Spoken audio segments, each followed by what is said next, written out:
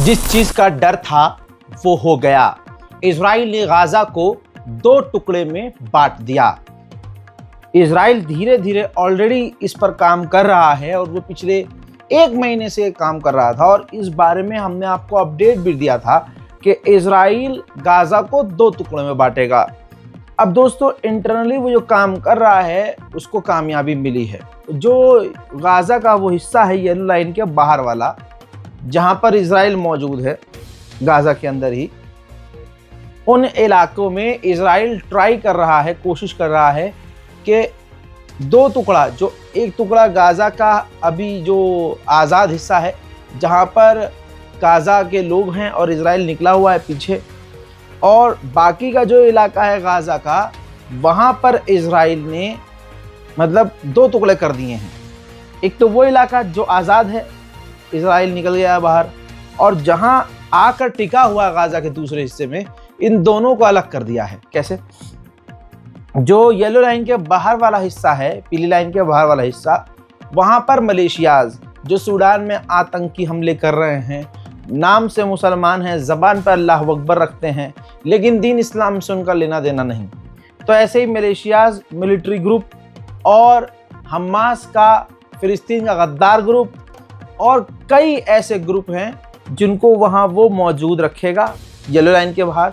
वहाँ पर उनका कंट्रोल होगा, उन आतंकवादियों का जो इजराइल के समर्थक हैं, और अंदर जो येलो लाइन का एरिया है वहाँ पर हमास का कंट्रोल होगा। यानी गाजा के 2 टुकड़े हो गए, अंदर का हिस्सा हमास का और बाहर का आतंकवादी वो संगठन चलाएंगे जिन संगठनों का कंट्रोल पूरी तरह से इजराइल के हाथ में है। वहीं इजराइल को हमास ने 2 से 3 और बॉडीज को लौटाया है। इजराइल फिलहाल अभी ये जांच कर रहा है कि जो लाशें गाजा ने हमें दी है, हमास ने हमें दी है, क्या ये सच में हमारी अपनी लाशें हैं, क्योंकि लाशों की हालत सही नहीं। हजरात, ये चंद तस्वीरें और दिखाऊं। इजराइल ने 30 और फिलिस्तीनियों की लाशों को फिलिस्तीन को लौटाया है, गजा को लौटाया है, 30 लाशों को, और 30 के 30 लाशों की कंडीशन ऐसी है कि उनको पहचानना नामुमकिन है।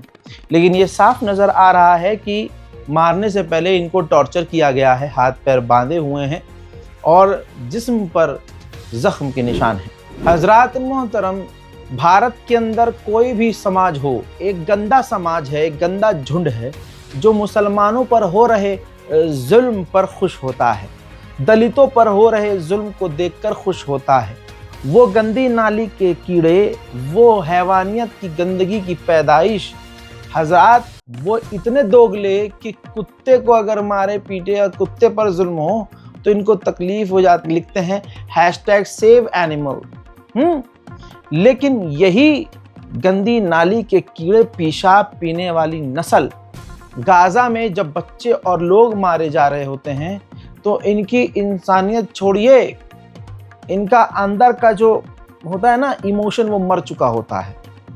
आपको पता है गाजा के अंदर, इजराइल की जेल के अंदर गाजा और फिलिस्तीन की लड़कियों का, महिलाओं का किया गया, उसका वीडियो बनाया गया, और मैं एक्सप्लेन नहीं कर सकता, आपके सामने खुलकर बोल नहीं सकता, बता नहीं सकता कि किस किस तरह से फिलिस्तीनी लड़कियों का, औरतों का, यहाँ तक कि प्रेग्नेंट औरतों का रेप किया गया इजरायली फौजियों के द्वारा। अब उनकी जो लीडर थी, जेल की जो अध्यक्ष थी, वो एक औरत थी। एक औरत, वो इजरायली जो फौजी थी, जो कमांडर थी, उसने ही अप्रूव किया कि ये जो वीडियो बनाया है तुमने फिलिस्तीनियों की महिलाओं का रेप वाला, इसको आप लीक कर दो ताकि पूरी दुनिया में इजराइल का डर पैदा हो। लेकिन दोस्तों हुआ उसका उल्टा है। सारी दुनिया, यहाँ तक कि आज आप देखेंगे धीरे धीरे जो कल तक इजराइल के सपोर्ट में थे वो भी इजराइल की हैवानियत देखकर अब कतरा रहे हैं उसके साथ खड़े होने में। हजरात सोचिए, एक महिला का रेप करवाती है, एक औरत की इज्जत लुटवाती है, वीडियो बनवाती है और शेयर करवाती है। अब सुनिए, उस महिला कमांडर की ये बात जब खुली, इसने लीक करवाई थी वीडियो, तो उसको सजा कुछ नहीं मिली, बस उसने खुद से ही रिजाइन दे दिया, इस्तीफा दे दिया, हो गया काम बस। रिपोर्ट के मुताबिक जब से सीज फायर हुआ है तब से अब तक इजराइल ने हर दिन गाजा पर हमला करके एवरेज के मुताबिक हर दिन 10 फिलिस्तीनियों को कत्ल किया है। कल भी इजराइल ने गाजा के येलो लाइन के अंदर हमले किए जिसमें 3 से 4 लोग मारे गए हैं। इजराइल की जेल के अंदर का वीडियो बार बार आ रहा है और वीडियोस जानबूझकर दिखाया जा रहा है। ये देखिए, इजराइल का कट्टरवादी नेता बेंजीवीर इजराइल की जेल में पहुंचा। फिलिस्तीनियों को जहां टॉर्चर किया जा रहा है, ह्यूमन राइट के मुंह में इजराइल मूत रहा है। तमाम नाजायज ये हिजड़ी नस्लें जो अरब की हैं खामोश हैं। ये जितनी international organisation, human right organisation हैं, सब इस वीडियो को देख चुकी हैं। बेंजीवीर फिलिस्तीनियों पर जेल के अंदर हो रहे जुल्म को दिखाते हुए कहता है कि हम इन सब को फांसी देंगे। बैतुल मुकद्दस भी मुसलमानों के हाथों से निकल चुका है। अब अगर बैतुल मुकद्दस की तरफ मुसलमान जा रहे हैं वहां, तो उनको अब गिरफ्तार भी किया जा रहा है।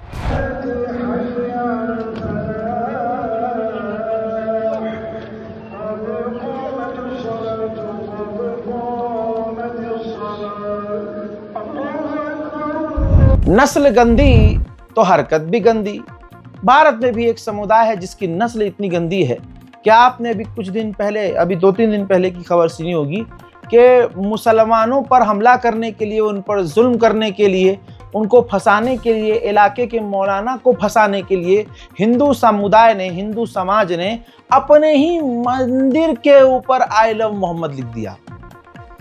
ये जलवा देखिए दीन का, इस्लाम का, कि इस्लाम को दबाने के लिए आज तक मुसलमान ने ये काम नहीं किया कि मंदिर पर जाकर कुछ करे, लेकिन जलवा इस्लाम का ये देखिए कि इस्लाम को बदनाम करने के लिए, मुसलमान को बदनाम करने के लिए एक हैवान कौम अपने हाथों से अपने ही भगवान के घर पर आई लव मोहम्मद लिख रही है।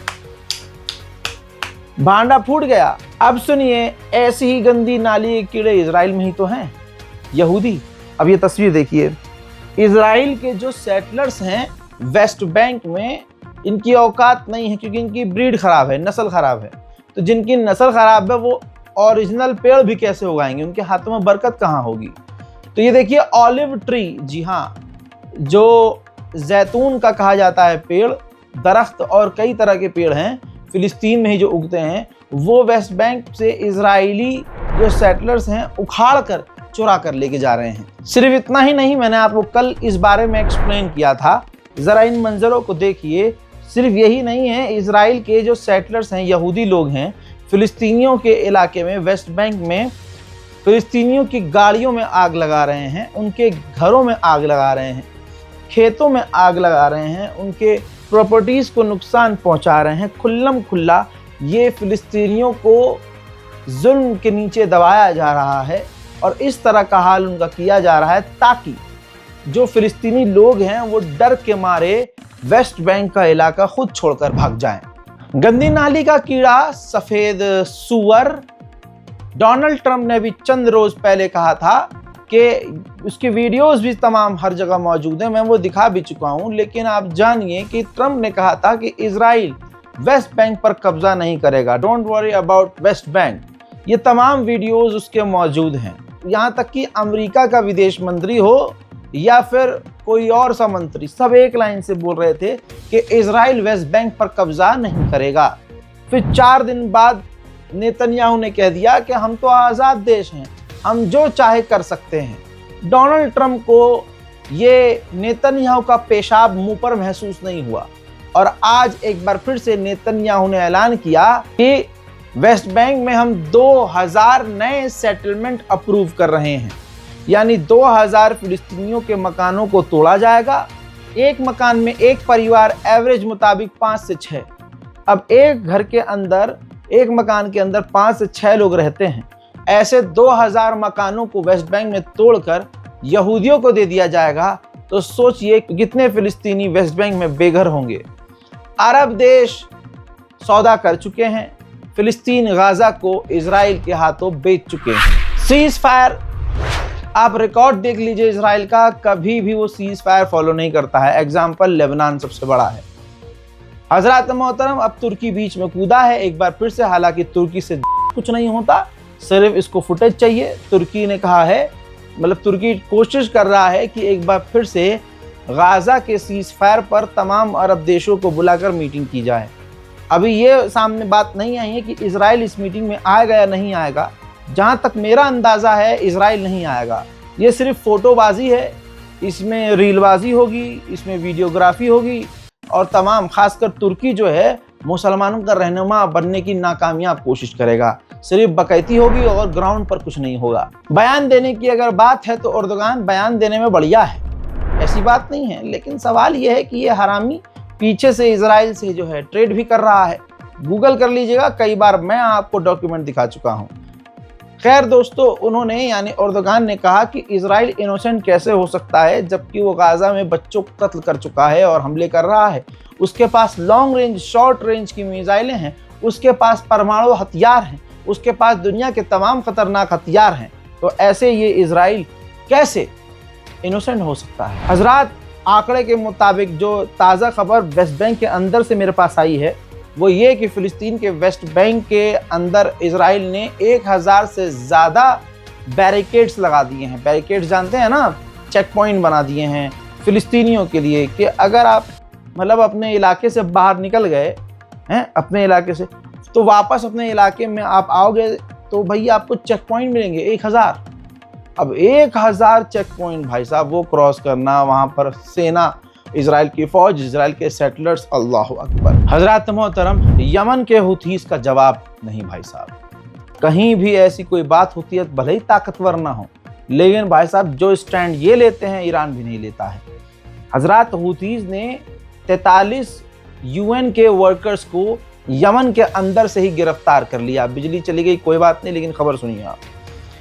और 43 जो यूएन के वर्कर गिरफ्तार हुए हैं, यमन के हुतीज ने कत्ल नहीं किया, जेल में डाल दिया और कहा कि इन्होंने जासूसी की है हमारी और हमारे खिलाफ, फिलिस्तीनियों के खिलाफ, गज्जा के खिलाफ काम किया है, लिहाजा इनके ऊपर अब केस चलेगा। एक छोटा सा देश है कोमोरोस, इस देश ने भी साउथ अफ्रीका वाला केस ज्वाइन कर लिया है इजराइल के खिलाफ, जिसके अंदर साउथ अफ्रीका ने इजराइल के खिलाफ कई बड़ी शिकायतें दर्ज की हैं। जेनोसाइड करना, महिलाओं का करना, बहुत तरह के जुल्म।